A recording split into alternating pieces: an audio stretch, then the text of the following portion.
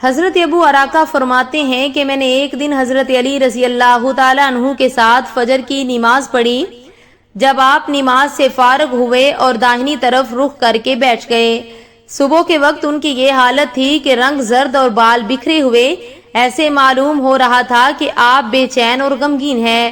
حتیٰ کہ جب سورج مسجد کی دیوار سے ایک نیزہ بلند ہوا تو ہاتھ پلٹ کر فرمایا کہ اللہ کی قسم، میں نے حضرت محمد صلی اللہ علیہ وسلم کو بسم اللہ الرحمن الرحیم السلام علیکم۔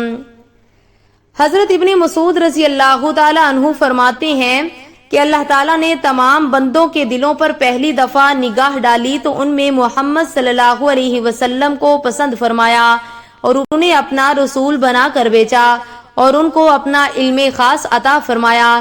پھر دوبارہ لوگوں کے دلوں پر نگاہ ڈالی تو آپ کے لیے صحابہ کو چنا اور ان کو اپنے دین کا مددگار اور اپنے نبی صلی اللہ علیہ وسلم کی ذمہ داری کا اٹھانے والا بنایا۔ لہٰذا جس چیز کو مومن یعنی صحابہ کرام اچھا سمجھیں گے وہ چیز اللہ تعالیٰ کے ہاں بھی اچھی ہوگی، اور جس چیز کو وہ برا سمجھیں گے وہ چیز اللہ تعالیٰ کے ہاں بھی بری ہوگی۔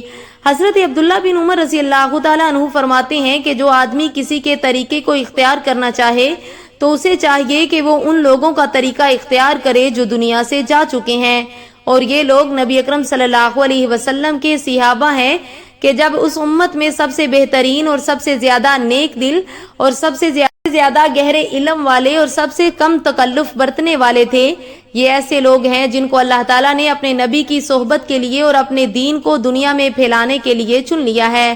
لہٰذا ان جیسے اخلاق اور ان جیسی زندگی گزارنے کے طریقے اپناؤ۔ ربا کی قسم، نبی کریم صلی اللہ علیہ وسلم کے یہ تمام صحابہ ہدایت مستقیم پر تھے۔ حضرت ابن مسعود رضی اللہ تعالیٰ عنہ اپنے زمانے کے لوگوں کو مخاطب کرتے ہوئے فرماتے ہیں کہ تم حضور اکرم صلی اللہ علیہ وسلم کے صحابہ سے زیادہ روزہ رکھتے ہو اور زیادہ نمازیں پڑھتے ہو اور زیادہ محنت کرتے ہو، حالانکہ وہ تم سے زیادہ بہتر تھے۔ لوگوں نے کہا، اے ابو عبد الرحمن، وہ ہم سے کیوں بہتر ہیں؟ انہوں نے فرمایا، اس لیے کہ وہ تم سے زیادہ دنیا سے بے رغبت اور آخرت کے تم سے زیادہ مشتاق تھے۔ حضرت ابن رضی اللہ تعالیٰ عنہ نے ایک آدمی سے سنا، وہ کہہ رہا تھا کہ کہاں ہیں وہ لوگ جو دنیا سے بے رغبت ہیں اور آخرت کے مشتاق ہیں؟ تو حضرت ابن عمر نے اسے حضور اقدس صلی اللہ علیہ وسلم کی اور حضرت ابو بکر اور حضرت عمر کی قبریں دکھا کر کہا کہ ان کے بارے میں تم پوچھ رہے ہو۔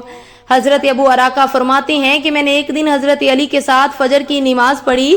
جب آپ نماز سے فارغ ہوئے اور داہنی طرف رخ کر کے بیٹھ گئے تو ایسے معلوم ہو رہا تھا کہ آپ بے چین اور غمگین ہیں۔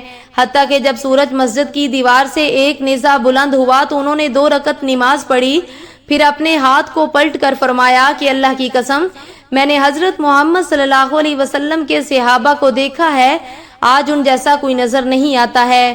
صبح کے وقت ان کی یہ حالت ہوتی تھی کہ رنگ زرد اور بال بکھرے ہوئے اور جسم غبار آلود ہوتا تھا۔ ان کی پیشانی پر سجدے کا اتنا بڑا نشان نمایاں ہوتا تھا جتنا بڑا نشان بکری کے گھٹنے پر ہوتا ہے۔ ساری رات اللہ کے سامنے سجدہ کرتے ہوئے اور کھڑے ہو کر قرآن کی تلاوت کرتے ہوئے گزار دیتے تھے اور سجدہ اور قیام ہی میں رہی راحت حاصل کرتے تھے۔ جب صبح ہو جاتی اور وہ اللہ تعالیٰ کا ذکر کرتے تو ایسے جھومتے جیسے کہ تیز ہوا کے دن یا باد صبا کے وقت درخت جھومتا ہے، اور اس طرح روتے کہ کپڑے گیلے ہو جاتے۔ خدا کی قسم، گویا انہوں نے رات غفلت میں گزار دی ہو۔ پھر اللہ عنہ کھڑے ہو گئے اور اس کے بعد کبھی آہستہ ہنستے ہوئے بھی نظر نہ آئے، یہاں تک کہ اللہ تعالیٰ کے دشمن ابن ملجم فاسق نے آپ کو شہید کر دیا۔ حضرت قتادہ کہتے ہیں کہ حضرت ابن عمر سے پوچھا گیا، کیا نبی کریم صلی اللہ علیہ وسلم کے صحابہ ہنسا کرتے تھے؟ انہوں نے فرمایا کہ ہاں، مگر اس حال میں کہ ایمان ان کے دلوں میں پہاڑوں سے بھی بڑا تھا۔ حضرت ابو سعید مقبری رضی اللہ تعالیٰ عنہ بیان کرتے ہیں کہ جب حضرت ابو عبیدہ رضی اللہ تعالیٰ عنہ طاعون میں مبتلا ہوئے تو انہوں نے فرمایا، اے معاذ، تم لوگوں کو نماز پڑھاؤ۔ چنانچہ حضرت معاذ نے لوگوں کو نماز پڑھائی۔ پھر حضرت ابو عبیدہ بن جراح کا انتقال ہو گیا۔ اس کے بعد حضرت معاذ نے کھڑے ہو کر لوگوں میں یہ بیان فرمایا کہ اے لوگوں، اپنے گناہوں سے پکی سچی توبہ کرو، کیونکہ اللہ تعالیٰ کا جو بندہ بھی اپنے گناہوں سے توبہ کر کے اللہ کے سامنے حاضر ہوگا، اللہ تعالیٰ ضرور اس کی مغفرت فرما دیں گے۔ پھر آپ نے فرمایا، اے لوگوں، تمہیں ایسے آدمی کے جانے کا رنج و صدمہ ہوا ہے کہ خدا کی قسم میں نے کوئی ایسا اللہ کا بندہ نہیں دیکھا جو ان سے زیادہ کینے سے پاک ہو اور ان سے زیادہ نیک دل اور ان سے زیادہ شر و فساد سے دور رہنے والا ہو اور ان سے زیادہ آخرت سے محبت کرنے والا اور ان سے زیادہ تمام لوگوں کو بھلائی چاہنے والا ہو۔ لہٰذا ان کے لیے دعائے رحمت کرو اور ان کی نماز جنازہ پڑھنے کے لیے باہر میدان میں چلو۔ خدا کی قسم آئندہ ان جیسا تمہارا کوئی امیر نہ ہوگا۔ پھر لوگ میدان میں جمع ہو گئے اور حضرت ابو عبیدہ کا جنازہ لایا گیا۔ حضرت معاذ رضی اللہ تعالی عنہ نے آگے بڑھ کر ان کی نماز جنازہ پڑھائی۔ پھر جب جنازہ پہنچا تو ان کی قبر میں حضرت معاذ بن جبل، حضرت عمر بن عاص اور حضرت ضحاک بن قیس اترے اور ان کی لاش مبارک کو بغلی قبر میں اتارا اور باہر آ کر ان کی قبر پر مٹی ڈالی۔ پھر حضرت معاذ بن جبل نے فرمایا، اے ابو عبیدہ، میں تمہاری ضرور تعریف کروں گا، اس تعریف کرنے میں کوئی بات نہیں کہوں گا، کیونکہ مجھ کو اللہ تعالیٰ کی ناراضگی کا اندیشہ ہے۔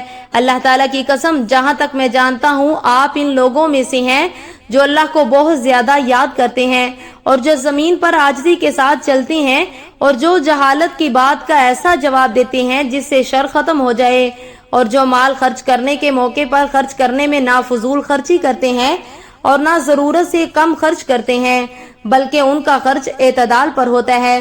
اللہ کی قسم، آپ ان لوگوں میں سے ہیں جو دل سے اللہ کی طرف جھکنے والے اور تواضع کرنے والے، جو یتیم اور مسکین پر رحم کرتے ہیں اور خائن اور متکبر قسم کے لوگوں سے بغض رکھتے ہیں۔ امید ہے آپ کو ویڈیو اچھی لگی ہوگی۔ ویڈیو کو لائک ضرور کریں اور زیادہ سے زیادہ شیئر ضرور کیا کریں۔ ملتے ہیں ایک اور نئی ویڈیو کے ساتھ۔ وعلیکم السلام ورحمۃ اللہ وبرکاتہ۔